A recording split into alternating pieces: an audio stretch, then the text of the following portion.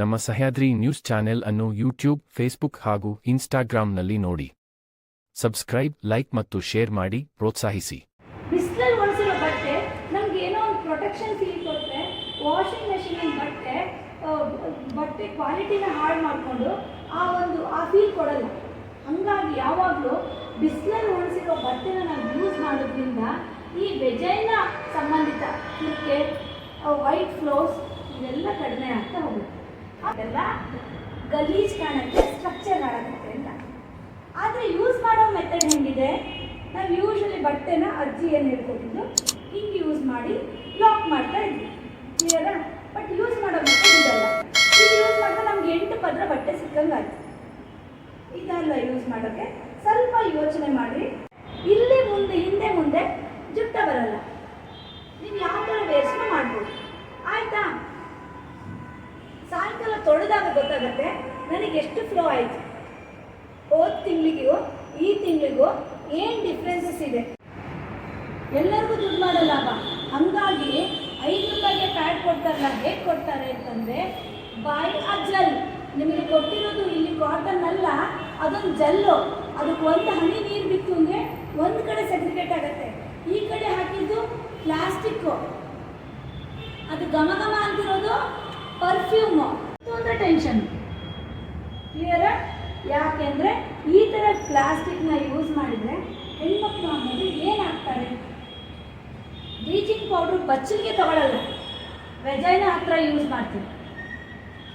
ಅರ್ಥ ಆಯಿತು ಇಲ್ಲ? ಮತ್ತು ಇನ್ನೂ ದೊಡ್ಡ ಪ್ರಾಬ್ಲಮ್ ಏನು ಗೊತ್ತಾ, ಹೆಣ್ಣಿನ ತಾಯಿ ಅಂತ ಹೇಳ್ತೀವಿ ನಾವು ಪೀರಿಯಡ್ಸ್ನ ಯೂಸ್ ಮಾಡಿ ಕವರಿಗೆ ಕಟ್ಟಿ, according to the central government ಎಲ್ಲ ಕಾರ್ಪೊರೇಷನ್ಗೆ ಮೆಸೇಜ್ ಏನು ಕೊಟ್ಟಿದೆ ಅಂದರೆ, ಯಾರು ಪ್ಯಾಡ್ಸನ್ನು ಆ ಹಸಿ ಕಸ ಒಣ ಕಸ ಜೊತೆಗೆ ಮಿಕ್ಸ್ ಮಾಡಬಾರ್ದು, ಅದನ್ನು ಇನ್ನೊಂದು ಬಾಕ್ಸ್ಗಳಿದೆ, ಅದನ್ನು ಜನ್ರೇಷನ್ ಬಾಕ್ಸ್ ಅಂತ, ಬರ್ನಿಂಗ್ ಬಾಕ್ಸ್ ಅಂತ ಹೇಳ್ತಾ ಹೋಗ್ತಾರೆ, ಅದರೊಳಗೆ ಹಾಕಿ ಅದನ್ನು ಬರ್ನ್ ಮಾಡಬೇಕು ಅಂತ ಹೇಳ್ತಾರೆ.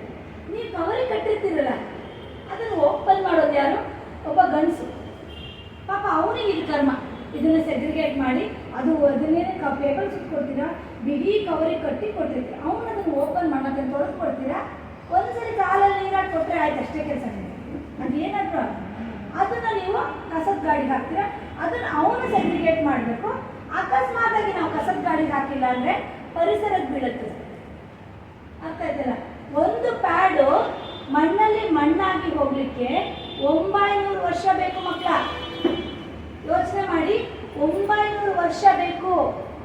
ಒಂದು ಹೆಣ್ಣು ತನ್ನ ಜೀವಿತಾವಧಿಯಲ್ಲಿ 90 kg ಕಸನ ಹಾಕ್ತಾಳೆ.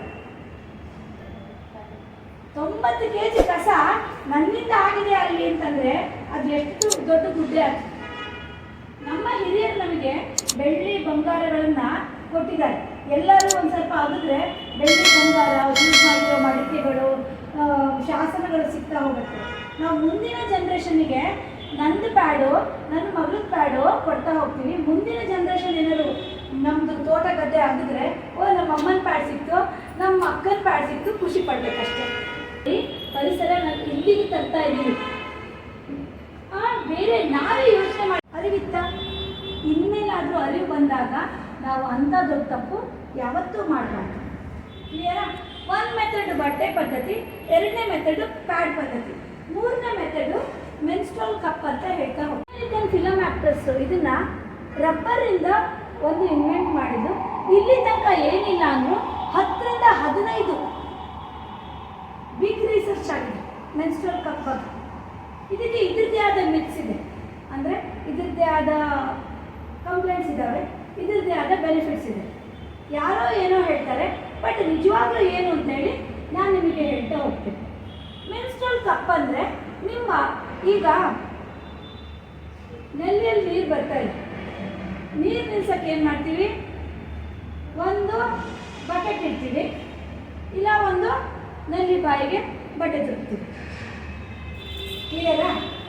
ಆಫ್ ಮಾಡೋಕ್ಕಂತೂ ಆಗಲ್ಲ, ನಮ್ಮ ಪೀರಿಯಡ್ಸ್ನ ಸ್ಟಾಪ್ ಮಾಡೋಕ್ಕಾಗಲ್ಲ. ಒಂದು ಬಕೆಟ್ ಇಡಬೇಕು, ಇಲ್ಲ ಬಾಯಿಗೆ ಏನಾದರೂ ತುರುಕಬೇಕು ಆಗುತ್ತೆ. ಇದನ್ನು ಇನ್ಸ್ಟಾಲ್ ಮಾಡೋಕ್ಕೆ ಫೋಲ್ಡಿಂಗ್ ಮೆಥಡ್ಸ್ ಅಂತ ಬರುತ್ತೆ. ಒಂದು ಎಸ್ ಫೋಲ್ಡಿಂಗ್, ಇಲ್ಲಾಂದರೆ punch down techniques. Punch down techniques ಅಂದರೆ ಹೀಗೆ ಒಂದು ಬೆಟ್ಟು ಹಾಕಿ ತೆಗೆಯೋದು, ಇದು ಚೂವ ಬರುತ್ತೆ. ಇದನ್ನು ಎಂತ ಮಾಡ್ತೀವಿ, ಇನ್ಸರ್ಟ್ ಮಾಡಿದರೆ ಸೀದಾ ಒಳಗೆ ಹೋಗುತ್ತೆ, ಕೈ ಬಿಟ್ಟರೆ ಓಪನ್ ಆಗುತ್ತೆ. ಇದಕ್ಕೆ ಏರ್ ಹೋಲ್ಸ್ ಅಂತ ಇರುತ್ತೆ, ಅದು ಓಪನ್ ಆಗುತ್ತೆ, ಏನು ಬ್ಲಡ್ ಕಲೆಕ್ಟ್ ಆಗುತ್ತೆ, ಸೆಗ್ರಿಗೇಟ್ ಆಗುತ್ತೆ. ಸೆಗ್ರಿಗೇಟ್ ಆಗಿದ್ದ ಬ್ಲಡ್ ಏನಾಗುತ್ತೆ ನಮಗೆ, ನಾವು 4 hours, 5 hours, 6 hours according to the usage, ಆ ಹೆಣ್ಮಗಳ ಬಾಡಿಯ ಪ್ರಕೃತಿ, ಅವಳ ದೇಹದ ಪ್ರಕೃತಿ ಹೆಂಗಿರುತ್ತೆ ಹಂಗೆ ಫ್ಲೋ ಆಗ್ತಾ ಹೋಗುತ್ತೆ. ಅದಾದಮೇಲೆ ಪ್ರೆಸ್ ಮಾಡಿ ಇಲ್ಲಿ ಏರ್ ಹೋಲ್ಸ್ ಇರುತ್ತೆ, ರಿಲೀಸ್ ಆಗುತ್ತೆ, ಏರ್ ಲಾಕ್ ಆಗಿರುತ್ತೆ, ರಿಲೀಸ್ ಆಗುತ್ತೆ, ತೆಗೆದ್ರೆ ಬ್ಲಡ್ ಕಲೆಕ್ಟ್ ಆಗಿರುತ್ತೆ, ತೊಳೆದು ಬಿಸಿನೀರಲ್ಲಿ ಒಮ್ಮೆ ಕುದಿಸಿ ಇದನ್ನೇ ಯೂಸ್ ಮಾಡ್ಬೋದು, ಇಲ್ಲ ಮತ್ತೊಂದಾದರೂ ಯೂಸ್ ಮಾಡ್ಬೋದು. ಮತ್ತು ಇದು ಹೇಗೆ ಅಂದರೆ ಒಂದು ಪಾಯಿಂಟು ಹೊರಗೆ ಬರಲ್ಲ, ನೀವು ಸ್ವಿಮ್ ಮಾಡ್ಬೋದು, ಯು ಕ್ಯಾನ್ ಸ್ವಿಮ್. ಅಷ್ಟು ಸೆಕ್ಯೂರ್ ಮೆಥಡು ಮೆನ್ಸ್ಟ್ರಾಲ್ ಕಪ್. ಕೆಲವೊಬ್ಬರು ಹೇಳ್ತಾರೆ ಇದರಿಂದ ವೆಜೈನ ದೊಡ್ಡ ಆಗುತ್ತೆ. ನೋಡಿರಿ ಮಕ್ಕಳ, ಇಲ್ಲಿ ತುಂಬ ಜನಕ್ಕೆ ನಾರ್ಮಲ್ ಡೆಲಿವರಿ ಆಗಿರುತ್ತೆ, ಒಂದು ಮಗು ತಲೆ ಏನಿಲ್ಲ ಅಂದರೆ ಈ ಸೈಜ್ ಇರುತ್ತೆ, ಅದು ವೆಜೈನಾಯಿಂದ ಬಂದಿರುತ್ತೆ. ಅರ್ಥ ಆಯ್ತಲ್ಲ, ವೆಜೈನಾಯಿಂದ ಒಂದು ಮಗು ತಲೆ ಬಂದಿರುತ್ತೆ ಅಂದರೆ ಹಾಗಾದ್ರೆ ಈಗ ಮತ್ತೆ ತಲೆ ಹೋಗೋಕ್ಕೆ ತಲೆ ಬರೋಕ್ಕೆ ಜಾಗ ಇದೆಯಾ? ಇಲ್ಲ. ಆ ಒಂದು ಪ್ರೋಸೆಸ್ ಹೆಣ್ಣಿಗೆ ದೇವರು ತಂದೆಯಾದ ಶಕ್ತಿ ಕೊಟ್ಟಿರ್ತಾರೆ. ಈ ಪೀರಿಯಡ್ಸಲ್ಲಿ ಮಾತ್ರ ಈ ವೆಜೈನದಲ್ಲಿ ಫ್ಲೋ ಆಗೋದು. ನೀವು ಬೇಕಾದ್ರೆ ನೀರಿಗೆ ಹಾರಿ, ಇಲ್ಲಿಂದ ನೀರು ಇಲ್ಲಿಗೆ ಹೋಗಲ್ಲ. ಅರ್ಥ ಆಯ್ತಾ ಇಲ್ಲ? ನೀರು ಹಾರಿದ್ರೆ ಇಲ್ಲಿಂದ ನೀರು ಹೋಗಲ್ಲ, ಯಾಕೆಂದರೆ ಇದು ಫುಲ್ ಕ್ಲೋಸ್ಡ್. ಅರ್ಥ ಆಯ್ತಾ ಇಲ್ಲ? ಆಮೇಲೆ ನಮಗೆ ಹೆದರಿಕೆ, ಹೆಂಗಪ್ಪ ಮೇಲೆ ಹೋದರೆ ತೆಗಿಯೋಕ್ಕಾಗಲ್ಲ, ನಮಗೇನಾದರೂ ಸ್ಟ್ರಕ್ ಆಗಿಬಿಟ್ರೆ ಯಾರ ಹತ್ರ ಹೋಗಿ ತೆಗಿಸ್ಕೊಬರೋದು, ನಿಮ್ಗೆ ದೊಡ್ಡ ಪ್ರಾಬ್ಲಮ್. ಅದೇ ಏನು ಯೋಚನೆ ಮಾಡಬಾರ್ದು ಅಂತಿರುತ್ತೆ, ಮತ್ತೆ ನೀವು ಅದನ್ನೇ ಯೋಚನೆ ಮಾಡೋದು. ನಮ್ಗೆ ಗೊತ್ತು ಹೆಂಗೆ ಮಾಡೋದು ಅಂತ. ನಾವು ಯಾವಾಗಲೂ ಸ್ಪಾಟ್ ಪೊಸಿಷನಲ್ಲಿ ಕೂತೀವಿ. ಆ ಥರ ಕೂತಾಗ ಒಂದು ಬ್ರೀದಿಂಗ್ ಫ್ಲೋ ಕೆಳಗಡೆ ತಳ್ಳಿದರೆ ಇದು ನೀಟಾಗಿ ಹೊರಗೆ ಬರುತ್ತೆ. ತುಂಬ ಒತ್ತಾಕಿ ತಳ್ಳಿದ್ರೆ ಇಷ್ಟು ಬರುತ್ತೆ, ನೀವು ಪ್ರೆಸ್ ಮಾಡಿದ್ರೆ ತೆಗೆದ್ರೆ ತುಂಬ ಅಂದರೆ ತುಂಬ ಈಸಿ. ಮತ್ತು ಒಂದು ಹೆಣ್ಮಕ್ಳು ಇದು ಎಲ್ಲಾದರೂ ಸಿಗುತ್ತೆ. ನನಗೆ ನಮ್ಮದೇ ಕಂಪ್ನಿ ತೊಗೊಳ್ಳಿ ಅಥವಾ ಅವ್ರು ತೊಗೊಳ್ಳಿ ಇವ್ರು ತೊಗೊಳ್ಳಿ ನಾನೇನು ಹೇಳಿ, ಒಟ್ಟು ನೀವು ಪ್ಯಾಡ್ ಬಿಟ್ಟು ಮೆನ್ಸ್ಟ್ರಲ್ ಕಪ್ಪಿಗೆ ಟರ್ನ್ ಆಗೋದಷ್ಟೇ ಬೇಕು, ಇಲ್ಲ ಬಟ್ಟೆ ಪದ್ಧತಿಗೆ ಟರ್ನ್ ಆಗಿ ಕ್ಲಿಯರಾ? ಅದು ಅದಾಗೋದ್ರಿಂದ ನಮಗೆ ಕಂಫರ್ಟ್ ಪೀರಿಯಡ್ಸ್ ಇರುತ್ತೆ. ಮೂರನೇ ಪದ್ಧತಿ ಏನು ಅಂದರೆ ಟ್ಯಾಂಪೋನ್ಸ್. ಯಾರಾದರೂ ಕೇಳಿದರೆ ಟ್ಯಾಂಪೋನ್ಸ್ ಅಂತ MNC ಕಂಪನಿಯಲ್ಲಿ ಟ್ಯಾಂಪೋನ್ಸ್ ಅಂತ ಬರುತ್ತೆ, ಒಂದು ಹೆಬ್ಬೆರಳು ಥರ ಇರುತ್ತೆ. ಅದನ್ನು ಏನು ಮಾಡ್ತಾರೆ, ಇನ್ಸರ್ಟ್ ಮಾಡ್ತಾರೆ, ಅದು ಹಿಂಗೆ ಹೋಗುತ್ತೆ. ಅದು ಸೇಮೇ ನಮ್ಮ ಪ್ಯಾಡ್ ಥರನೇ ಅದನ್ನು ಮ್ಯಾನುಫ್ಯಾಕ್ಚರ್ ಮಾಡ್ತಾರೆ.